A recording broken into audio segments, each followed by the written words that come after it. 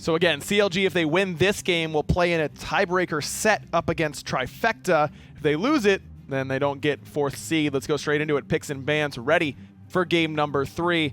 Luminosity, as Tom said at the very end there, though, I think that's an encouraging loss to some degree. You get a chance to learn from it a little bit, understand where it went wrong, and in a game where, yes, you probably should have won it. You definitely should have won it if you're LG. Yes. But at least it's in a game in the regular season before those placements. Exactly. You got to take the learning experiences from your wins and your losses. I think that these teams are certainly capable of doing so. And in a best-of-3 set now, I think that the main focus point has been in the jungle battle between these two players. So I don't think necessarily it's about picking or banning away from Weekend or away from Mask, but it's playing around that kind of area of the map. Maybe look for some speed buff invades. Get a winning matchup in the soul lane to help rotate over. Well, Chernobog and Baron the bans for Luminosity, and they first pick the Freya. And CLG goes straight to the Morrigan, a pick that was banned in game 1, if memory serves, and not really touched in game 2. Here picked very early base CLG right alongside that Terra. Jigz seems to have really preferred Terra as of late, and it pairs so beautifully with the Morrigan. We'll see what they counteract with this, as Luminosity opt to go for the Freya. Leads me to believe that they're going to give a... Oh no.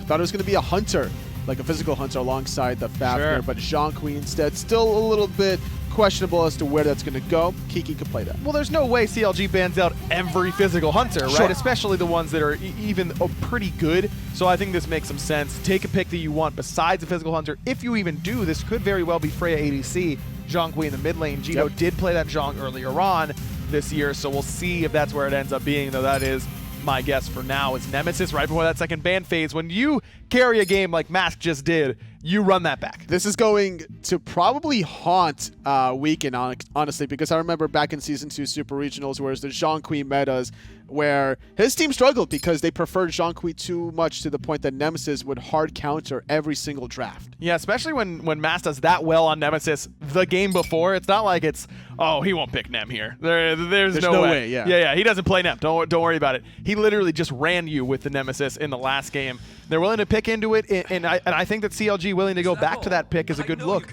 for them as they lock in the Achilles for solo. And this is an aggressive soul laner we were talking about that wants to make that impact in the jungle, disrupt the flow from Weekend. His jungler of choice not entirely selected quite yet, unless he opts to play for the Freya, something that we haven't seen quite yet. Aphrodite, that could be in the mid lane as well for Gino. That feels a little bit more like Kiki to me. It's passive. In the solo lane, yeah, we'll see. I mean, you can't really play that far up as Zhong either, but a little bit more so than Aphrodite is. Erlang Shen to give that extra frontline presence. I do like this Afro Erlang last 2 selections here for LG. If it can get to the mid game, I'm a fan of it. But I think that if Achilles out of fineokay can get that early momentum, I'm going to have to question LG's chances in this game 3. CLG has great pressure across the map. I mean, the Morrigan brings pressure in mid. Izanami, the pressure selection in the dual lane alongside Terra, Achilles. I mean, this is a really high pressure draft from CLG. Make sure you get your vote in chat if you think they are going to win it. But this draft for LG, on the other hand, is very low pressure across the board. It's just a matter of if they can kind of weather the storm. Do you think they can? Oof. I mean, anything's possible, but I don't think CLG is going to slow down after that Game 2 victory. I think they're going to put pedal to the metal. Mask and fineokay should control that solo lane side jungle. We'll see what happens. CLG battling for 4th overall in North America. Let's throw it over to Tom and Taco on the cast. Thanks. I've caught it. He threw it to me, so I caught it. Me and Taco here, Game 3. We're ready to go. Luminosity Gaming and Counter Logic Gaming. Trying to count their lucky stars, see if they can find the old victory. Both of these teams have struggled throughout the course of the regular season. And as it comes to a twilight, CLG trying to turn things around here and find a victory in Game 3. Hurriwind on the Morrigan this time around. He's done something a little bit different each game, and I like it. Both Gino and Hurry flexing a little bit on their god pick selection choices. Well, again, like I said, I mean, for both of these teams, look, y'all going to have to go through the placement phase. We get it. And scrims are not the best barometer of success, and there's no substitute for actual competition. And so I respect what LG and CLG have done here. And I think they deserve our respect, because I think it's very easy to come in here and say, Last game of the season, ice cream party. Let's play jungle Aphrodite and just kind of make a mockery of it. Sure, we'll find the players if they do that. But LG and CLG here taking a step further and actively playing hard, playing different strategies here, trying to, get some last-minute, real-life, big-stage practice out. As somebody that values the competition, Taco, I respect it. Snoopy now on the run, however. Sprint was popped from Jigz also just to make sure that his Hunter could get out of dodge, but Clout and Inbound, the Fafnir stun into the Freya proc from her first ability is just so dangerous right now for Snoopy. Beads used that time. That's how dangerous it can be. I mean, Snoopy knows that, well, the trouble he's seen. And now Clout Inbound trying to turn things around as Jigz and Snoopy wind up with the momentum. Clout very low, actually. Those boomerangs from Snoopy kind of doing the work. And this is the pressure that we were expecting from CLG's dual lane to acquire early on. Despite having Jigz on that Terra, it doesn't really matter too much when you have the clear capabilities of an Izanami on your side. That's why we saw so much emphasis from Inbound and Clout in terms of trying to poke out Snoopy so heavily, because they don't want to allow him to be able to comfortably step up to the wave, because the moment that he does, he'll just have full control over the pressure. Meanwhile, right side pressure coming out from CLG, looking for the blue buff invade. fineokay on the Achilles mask one more time, repeating his Nemesis performance from last game. Hopefully enough to win the game. We'll see how that one works out. But the red buff invade coming out from Counterlogic Gaming, and Jigz looks to have taken that one. No, it looks like LG have. Oh no, yeah, that does go to CLG. I was waiting for a last hit to find weekend somewhere in between all of that. Nice knockback though from Kiki, because I think that if Mass or fineokay had tried to pursue that, they would have been knocked into the T2 tower and probably ended up dying. Yeah, nice discipline to make sure that wasn't what happened. Clout and Inbound also on the losing side of this dual lane trade here, and we also just got word of how much health Weekend actually had remaining, by the way. 13, more than he needed. Good luck. Weekend coming up with that pon luck, Here's a throwback term for all you longtime Smite fans. Believe it or not, Pon used to be a pro player. I don't know how many people were following Pon from the old, what was it, Reason, I believe? Reason was Pecky's and Adonis. Yeah. Which, sure, Pecky's, you were technically a pro. No, Pon played jungle. Get ready for this. Pon played jungle for Denial, which is now... That's what it was. If you follow esports as a whole, not exactly the #1 organization to be in. But he was playing jungle for Denial with the dual lane of Jeff Hinla in support and Pain to Beyond playing Hunter. Mace to the face in the middle lane. And a guy named Rushed over there in solo. But a very kind of interesting... Things were a lot different back in the day, though, because I mean, I was on a team with Kiki. we were on a team together. I mean, that makes sense. Kiki's the homie. You're still on a team with Kiki. Oh, I love Kiki to death. That has nothing to do with the commentary here, of course. We always make sure to separate personal feelings and professional broadcasts, which is something that I'm not too sure the fans at home are really all that aware of at times. I feel like all of us... All that thought, though, because Clout now we're going to get frisky here with Jigz. Oh, yeah, he's fine. No, who cares? Anyway, I think one big thing about us is that I can confidently say we all have players that we like. Oh, of course. Right now, Inbound likes himself, but I don't know if CLG like him too much. The jump away in the dragon form, but Jigz still on the run. Beautiful lift by Clout. That saves his teammate's life. But it might not have saved his own life. Without that bandage, he's got no way to self-peel for himself, so Weekend's going to have to get involved here, but he'll be off the mark with guessing which way Snoopy wound up from that dash out. Mask finds Weekend, and looks like the jungler is going to be first blood. Welcome back to the Pro League, Mr. Ascarsada. Glad to see Mask just doing his old thing on the Nemesis. Gotta love it. Mask trying to find Geno, preemptively using the beats too, anticipating the stun. So it's not just one to get him rolling. It'll also be the secondary pick up onto the Zhong Queen without purification beats. I'm also expecting Mass to make without the Aegis. Yeah. Mass should be looking to wrap back around into Geno the moment that he gets back to lane, just to steadily poke him out. You don't necessarily have to kill Geno, you just keep him low enough to where he's either confined to his tower line or frequently backing so that he starts to steadily fall behind in gold and XP to Hurriwind. Yeah, that's really the key. Just exert that pressure. That pressure and everything. Can I just say how glad I am? It felt like it was so long ago when we had to watch Mass just take his departure from the scene, and I'm telling you, Tom, it was so concerning at the time because it feels like he was never gonna come back. I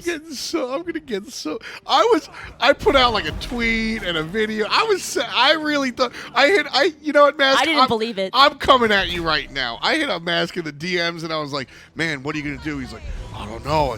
Maybe look at school and da-da-da. I didn't favorite or retweet or even comment on that because I knew he was lying. Oh man, well Geno gonna be lying in a casket as CLG finds another kill. Inbound surrounded and pounded. A little bit of a jump will help him stay away. Weekend's going to be here, but Mask again takes care of Clout. And Weekend going to be safe under the tower. What a group up that was.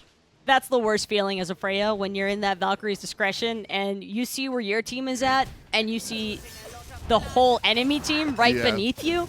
He was trying to make his way into the safety of this T2 tower, but CLG all too prepared for that Freya. Even with vision on the Gold Fury too, Weekend going to be unsuccessful with that pin steal attempt. I mean, you're just sitting up there, right? And you're like, where are we dropping, boys? This Chief, sucks. cringe. That's what you're thinking. Yeah. I hate my life. It's bad enough that Clout's already had to suffer losing out on some of this buff pressure, but now to even have to lose his own life in an attempt to try and save one of his own teammates. Yeah. Never a fun feeling as a hunter. Yeah, not the greatest of looks, especially when you're trying to just play this Freya and farm up, and CLG not giving you the chance to survive 100% kill participation here from Mask, who, by the way, has got a different build. And I think this is important to bring up. Last time we saw the Katana rush into the booties. This time we see the Achilles into the boots. Just a very different approach here, despite being the same character.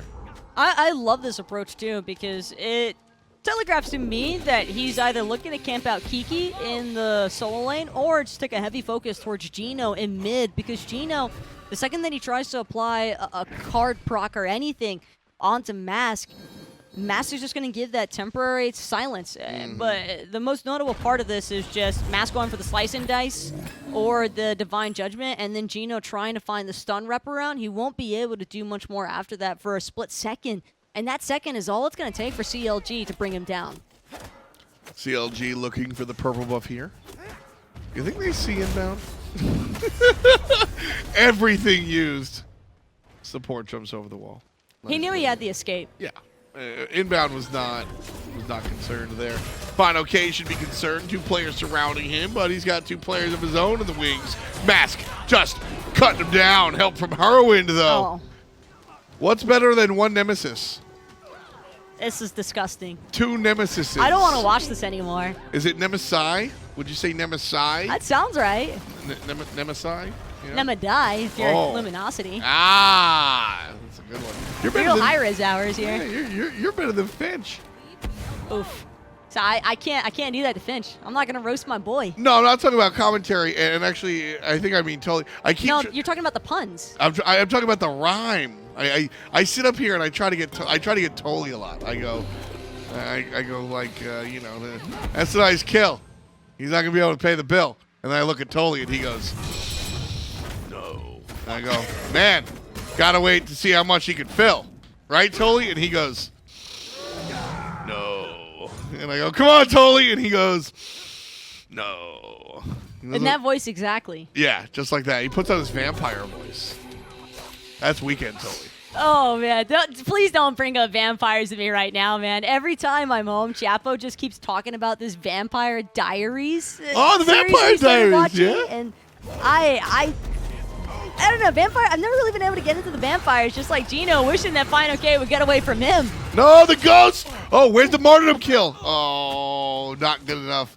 fineokay with a sliver of HP there.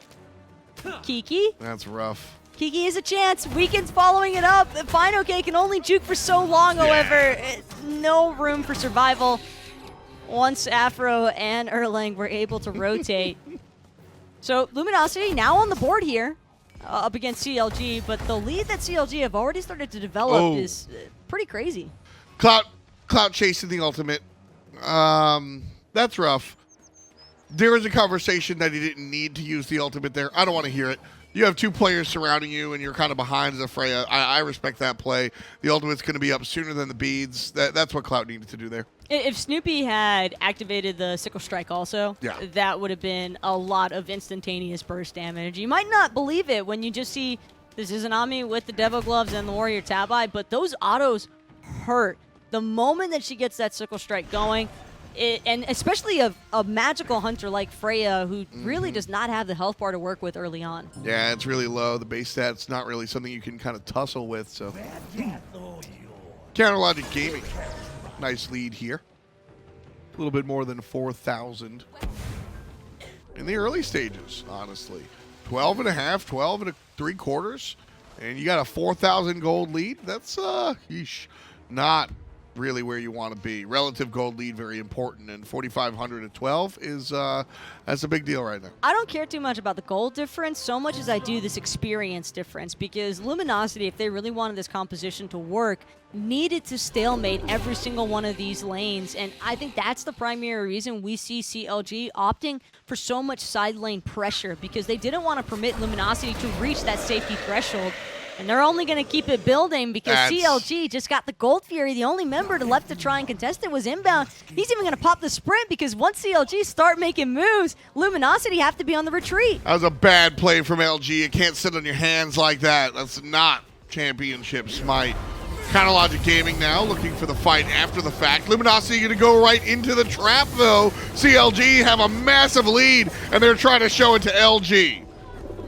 Luminosity is still all members alive for now. Inbound's going to be the first to fall, however. Great wall placement's going to make sure to cut him off. Maz diving the T2 tower yet again. And Clout trying to make sure he's punished for it, but the Valkyrie's discretion isn't enough to bring him down just yet. Mask bobbing and weaving, finally gets taken down by Weekend up from the right side to the left. Clout narrowly avoiding the stun coming out from the support player. Hurriwind, half HP, could be interested in coming on back. Stun is primed and ready. Counterlogic Gaming a little deep, and they're gonna fall back. I forgot Hurriwind was even there. Yeah. He just disappeared. That's so the Morrigan's third ability? No, but like he straight up dipped on his team. I think he might have actually stolen. No, he didn't even take Weekend speed buff there. He just kept going. Yeah, I think he was just trying to heal up a little bit. You remember last game when there was a kill in the left side and you said there wasn't a soul in sight? Yes. Nobody played soul. Why would she be in sight? So this is where I'm at right now, guys, if you're wondering. My sanity is also steadily depleting here. You can possibly even hear F-Dot laughing through my microphone. And the only laughter that I can exhibit is that of my soul steadily being overrun. Your what? By depression. Your soul? But there's no soul in this game either, Taco. What game are you watching? It is 7:54 p.m. on a Friday night. Bomb King hours. CLG up against Luminosity Gaming with a commanding lead so far established here for Counterlogic Gamers. I like that. They have been gaming. They've been gaming. The name is not deceiving. No, they have absolutely been gaming. CLG, now a partner of the Madison Square Garden Company, believe it or not. Big boy sponsors on that side. Love to see those sort of moves there in the esports world, connected to the Rangers and the Knicks and all that sort of stuff. So CLG trying to show it up for their banner, and Mask doing just that. 4-1-4 for the jungler off his recent retirement. 2 players down for the count. Beautiful play there underneath the tier 2 tower. On the right-hand side, Weekend could be next. Little bit tanky, but not tanky enough. fineokay again with a kill. 4-1-4 for him this time around. With those 4 players down, The Fire Giant's going to be next. That team fight could not have gone worse, though, for Luminosity. They have been trying to play around these towers, but with this double Nemesis combination by CLG, it's just too much to handle. When you fall behind, dealing with a Nemesis that's insanely far ahead of you, it feels like there is no end and no escape. Nobody's playing Ares.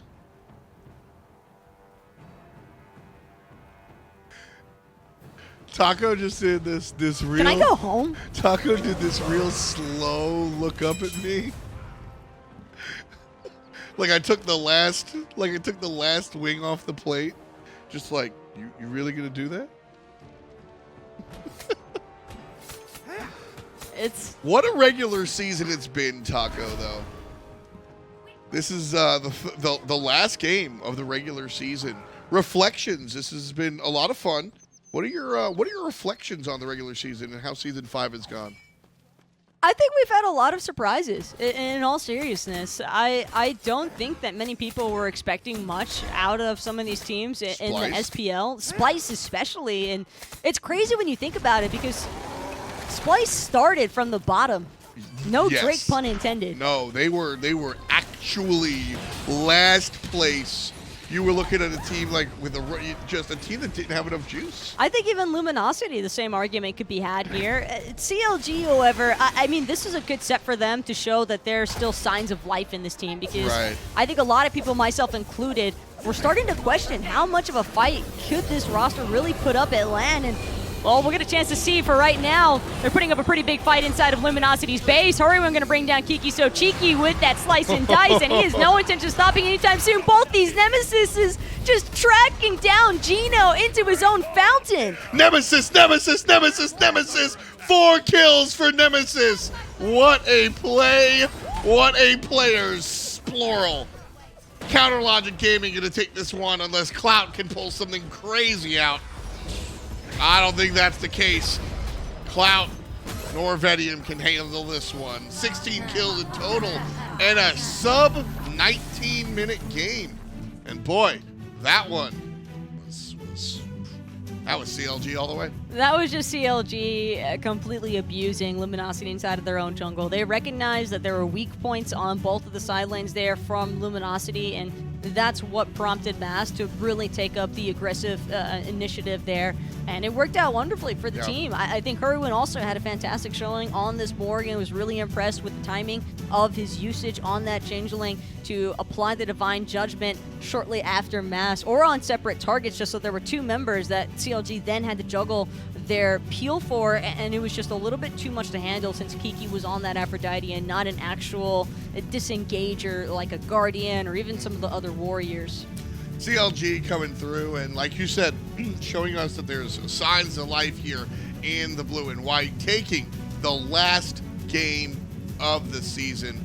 Fantastic. Thank you for spending all this time with us. We really enjoyed it. I certainly did. Was that technically a quadra kill, by the way, for Mask? Because Hurriwind got a kill as Nemesis, but he was only Nemesis because of Mask.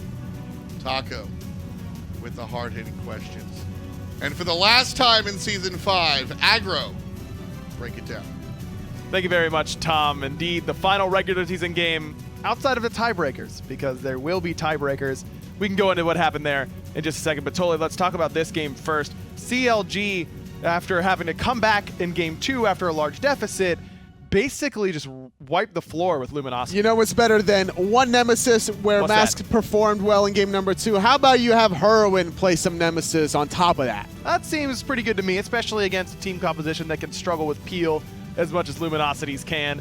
Great plays out of both Mast and Hurriwind, both fairly similar damage. Snoopy had a lot of damage, as did fineokay, but it's going to be Mast, your MVP. Once again, CLG coming up big with their new jungler in this game. I mean, just making the rotations in the dual lane where it truly mattered, being able to shut down Weaken this early on, overextending in a 1v2, and then Mask cleaning up, making a 3v1, and I think Geno struggled as well in this game, and that's why Zhong needs to be catered to for the most part. His early game can struggle. Mask with a very good preemptive beads, anticipating that stun, just goes to show how comfortable he is against Zhong.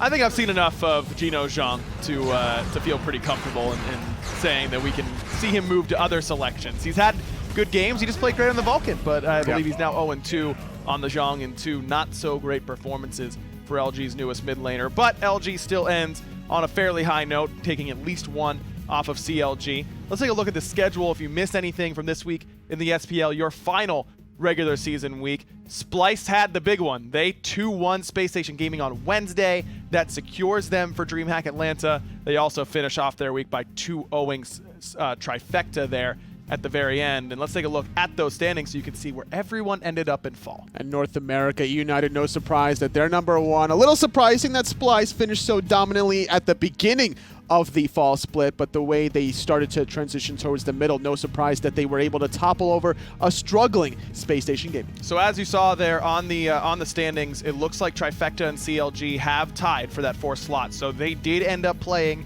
a tiebreaker set. We unfortunately won't be able to show that to you. We've been broadcasting for 9 hours. I'm not sure that you guys are ready for it either. So because those two teams have very similar, they have the same plus minus, and their head-to-head record was the same.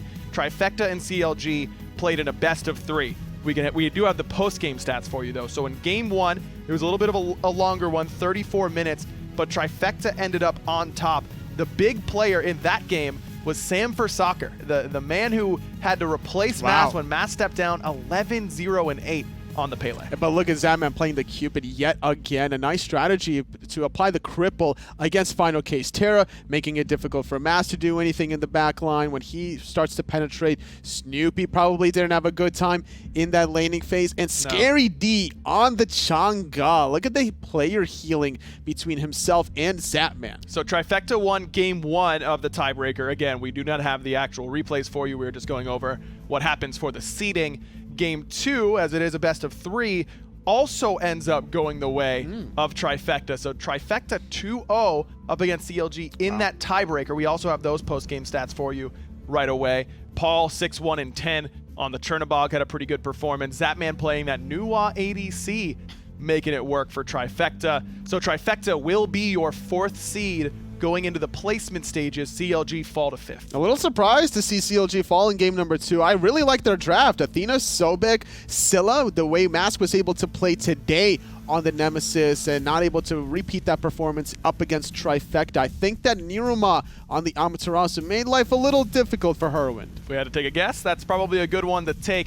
I will say that it is interesting to me that Mask leaves Trifecta, whatever the reasons may be, not really public, but Trifecta take a little bit of time, get used to it without him, and now end up 2-0ing Mask's new team in CLG in order to take that 4th seed spot, which is very, very important as it affects where all these teams will play in those placement stage lands. That's very true. I think at the end of the day, it's not going to matter between number 4 versus number 5. You're still going to have to battle your way through once you beat the international teams, once you beat the minor league teams, which I expect every SPL team to be able to accomplish at the end of the day. But once you start facing the number 3, number 4, that's where things could get a little tricky. Could certainly get tricky. And as a little preview for you here, let's take a look at what's going to be happening at that placement land, those seedings right there. So with CLG falling, that means they have to play up against Atletico first, but then that means they'll probably end up playing against Rival very early on, whereas Trifecta, they have to go up against Mouse Sports. Now, Mouse has played well, but don't,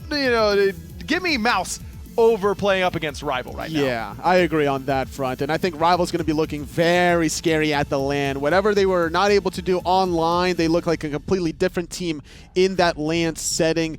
CLG versus Atletico should be an interesting one, but I'm really excited to see round 2 performances where Obey and Space Station have a bye just waiting for their next victim. Again, this is the bracket for the first part of the Smite World Championship. This is the placement stage rounds. Space Station and Obey Alliance as your top seeds coming out of their respective regions that didn't quite make it automatically to DreamHack. They get that bye and will end up playing up against the 6 seeds if they're able to beat their international competition. The TBDs you see there, that is up against the minor league representatives. That is to be determined next week. Tuesday and Wednesday is when you'll be able to see those games of the best of 3 round robins. There will be more information on that minor league best of 3 round robin playoff series on Esports Weekly Tuesday at 10 a.m. We're still going to be here, so you should be as well. So this is the placement stage of the Smite World Championship. How about the big kahuna? Let's look at the HRX DreamHack bracket.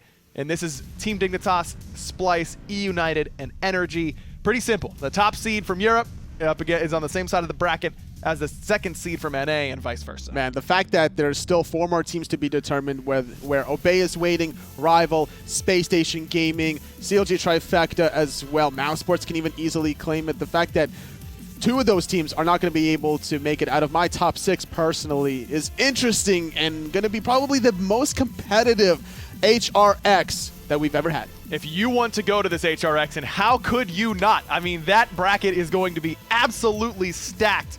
We got an easy way for you to do it.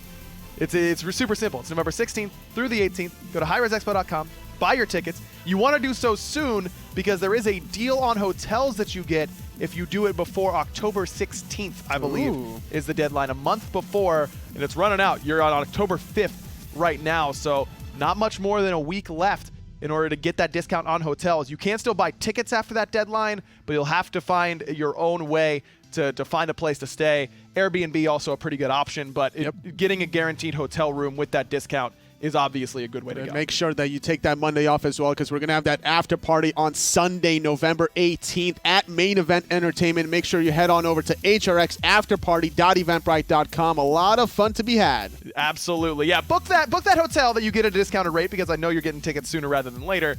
Make sure you have it for a little bit on Monday as well. Maybe a delayed checkout, something. Maybe just stay overnight on Monday. Get to see the city of Atlanta. It's downtown. It's going to be a lot of fun. We hope to see you there. Thank you so much for watching all season long. I can't believe it's already the end of the fall split. We aren't quite done with our broadcasts yet, though. We still have one more day of the Console League. That'll be on Monday, starting at 11 a.m., I do believe. And then, as I mentioned, Tuesday there will be Esports Weekly at 10 a.m. as we recap the whole season and get ready for the Smite Minor League playoffs. That will be Tuesday starting at 11 and Wednesday starting at 11 as well. But for all of you SPL fans out there, thank you so much for watching with us all season long. We know it's been some bumps and bruises, but we really feel like we had a great season of the SPL from all of us here at Skillshot, casters, production alike. Thank you so much for watching, and we'll catch you on Monday. But until then, you can peach it.